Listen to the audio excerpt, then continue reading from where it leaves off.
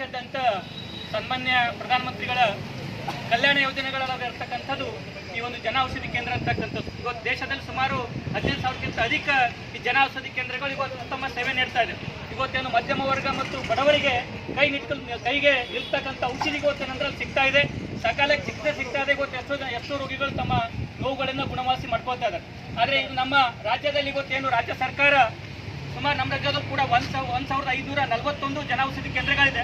ಅದನ್ನು ರಾಜ್ಯ ಸರ್ಕಾರ ಇವತ್ತು ಬಂದ್ ಮಾಡಿ ಹೊರಟಿರ್ತಕ್ಕಂಥ ನಿರ್ಧಾರ ಎಲ್ಲ ಒಂದು ಕಡೆ ಇವತ್ತು ಬಡವರಿಗೆ ಮತ್ತು ಮಧ್ಯಮ ವರ್ಗದವರಿಗೆ ಬರೆ ಎಳೆದಿರ್ತಕ್ಕಂಥದ್ದು ಮೇಲೋಟ ಕಾಣಿಸ್ತಾ ಇದೆ. ಹಾಗಾಗಿ ರಾಜ್ಯ ಸರ್ಕಾರದ ಕಡೆನ ಪ್ರತಿಯೊಬ್ಬರು ತೀವ್ರವಾಗಿ ಖಂಡಿಸಬೇಕು. ಕೇವಲ ಇವತ್ತು ಭಾರತೀಯ ಜನತಾ ಪಾರ್ಟಿ ಅಷ್ಟೇ ಅಲ್ಲ, ಪ್ರತಿಯೊಬ್ಬ ಸಾರ್ವಜನಿಕರು ಕೂಡ ಈ ಒಂದು ಸರ್ಕಾರದ ನಡೆಗೆ ಮಾನ್ಯ ಆರೋಗ್ಯ ಸಚಿವರಾಗಿರ್ತಕ್ಕಂಥ ದಿನೇಶ್ ಗುಂಡೂರಾವ್ ಅವರ ಮತ್ತು ಮುಖ್ಯಮಂತ್ರಿಗಳಾಗಿರ್ತಕ್ಕಂಥ ಸಿದ್ದರಾಮಯ್ಯ ಅವರ ನಡೆಯೋದು ಅತ್ಯಂತ ಬೇಸರವಾಗಿದೆ. ಇವಾಗ ಎಲ್ಲ ಒಂದು ಕಡೆ ನಾವು ಬಡವರ ಪರ ಇದ್ದೀವಿ ಅಂತ ಹೇಳ್ತಾರೆ, ಆದರೆ ಇಂಥ ಒಂದು ಜನೌಷಧಿ ಕೇಂದ್ರ ಇವತ್ತು ಜನರಿಗೆ ಒಂದು ಅತ್ಯಂತ ಇವತ್ತು ಹೇಳಿದ್ರು ಒಂದು ಶುಗರ್ ಗೋಲಿ ತಗೊಳ್ಬೇಕಾದ್ರೆ ಇವತ್ತು ಒಂದು ಶುಗರ್ ಗುಳಿಗೆ ತಗೊಳ್ಬೇಕಾದ್ರೆ ಹೊರಗಡೆ 120 ರೂಪಾಯಿ ಇದೆ.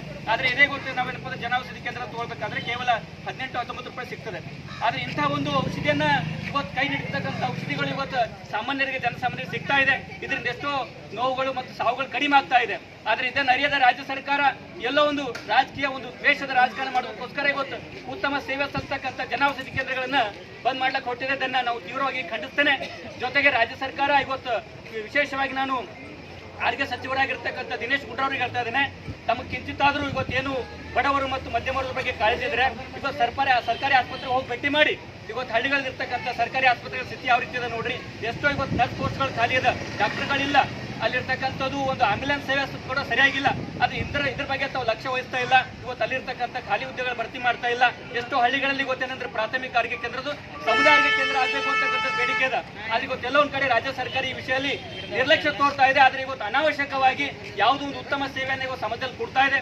ಯಾವ ರೋಗಿಗಳಿಗೆ ಇವತ್ತು ಸಕಾಲಕ್ಕೆ ಚಿಕಿತ್ಸೆ ಸಿಗ್ತದೆ, ಅತ್ಯಂತ ಕಡಿಮೆ ಶುಲ್ಕದಲ್ಲಿ ಇವತ್ತು ಗುಣಮಟ್ಟದ ಔಷಧಿ ಸಿಗ್ತಾ ಇದೆ, ಅದನ್ನ ತಾವು ಬಂದ್ ಮಾಡ್ಲಿಕ್ಕೆ ಹೊರಟಿದ್ರಿ. ಇದು ತಮ್ಮ ನಡೆ ಏನಪ್ಪಾ ಅಂದ್ರೆ ಅತ್ಯಂತ ತೀವ್ರವಾಗಿ ನಾನೊಬ್ಬ ಸಾಮಾನ್ಯ ಪ್ರಜೆಯಾಗಿ ಖಂಡಿಸ್ತೇನೆ. ಹಾಗಾಗಿ ಮಾನ್ಯ ರಾಜ್ಯ ಸರ್ಕಾರಕ್ಕೆ, ಮಾನ್ಯ ಸಿದ್ದರಾಮಯ್ಯನವರಿಗೆ ಒಂದ್ ವೇಳೆ ತಾವೇನಾದ್ರೂ ಇದು ಬಂದ್ ಮಾಡಿದ್ರೆ ಇದು ನಿಮ್ಮ ಸರ್ಕಾರಕ್ಕೆ ಶಾಪ ಆಗಿ ತರ್ತದೆ. ಹಾಗಾಗಿ ತಾವು ಎಚ್ಚೆತ್ತುಕೊಳ್ಬೇಕು. ದಯಮಾಡಿ ಈ ಕ್ರಮವನ್ನ ವಾಪಸ್ ತಗೊಳ್ರಿ.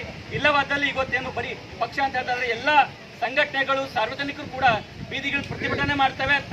ತಾವು ಕೇಳಿಲ್ಲ ಅಂತಂದ್ರೆ ವಿಧಾನಸೌಧ ಚಲೋ ಕೂಡ ಪ್ರತಿಭಟನೆ ಮಾಡ್ತೇವೆ ಅಂತೇಳಿ ಈ ಸಂದರ್ಭದಲ್ಲಿ ನಾನು ರಾಜ್ಯ ಸರ್ಕಾರಕ್ಕೆ ಎಚ್ಚರಿಕೆಯನ್ನು ಕೊಡ್ತಾ ಇದ್ದೇನೆ. ಹಾಗಾಗಿ ತಾವು ತಕ್ಷಣ ಈ ವಿಷಯವನ್ನು ಗಂಭೀರವಾಗಿ ಕೈಗೊಂಡು ತಾವೇನು ನಿರ್ಧಾರ ಕೈಗೊಳ್ತಿದ್ರೆ ಕೈ ಬಿಡಬೇಕು. ಇರ್ತಕ್ಕಂಥ ಸರ್ಕಾರಿ ಆಸ್ಪತ್ರೆಗಳನ್ನ ಗುಣಮಟ್ಟ ಕಾಪಾಡಬೇಕು, ಅಲ್ಲಿರ್ತಕ್ಕಂಥ ಖಾಲಿ ಇರುವ ಹುದ್ದೆಗಳನ್ನು ಭರ್ತಿ ಮಾಡಬೇಕು ಅಂತಕ್ಕಂಥದ್ದು ಈ ಒಂದು ಹೋರಾಟದ ಸಂದರ್ಭದಲ್ಲಿ ನಾನು ರಾಜ್ಯ ಸರ್ಕಾರಕ್ಕೆ ಆಗ್ರಹ ಮಾಡ್ತೇನೆ. ಜೊತೆಗೆ ನಾನು ಮಾತಾಡಲಿಕ್ಕೆ ಅವಕಾಶ ಮಾಡಿಕೊಂಡಿರ್ತಕ್ಕಂಥ ಎಲ್ಲ ಪಕ್ಷದ ಮುಖಂಡರಿಗೂ, ಸಾಮಾಜಿಕ ಕಾರ್ಯಕರ್ತರಿಗೂ ವಂದನೆಗಳು. ಜೈ ಭಾರತ್.